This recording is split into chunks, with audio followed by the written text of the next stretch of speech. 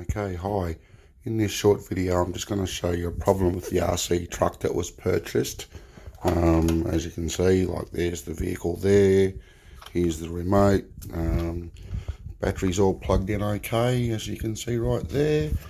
Okay, I'm now going to power it up and show you the problem that I'm having with it. Okay, firstly I'm going to switch on the radio transmitter. That's flashing, waiting for a signal. I'll just turn that around.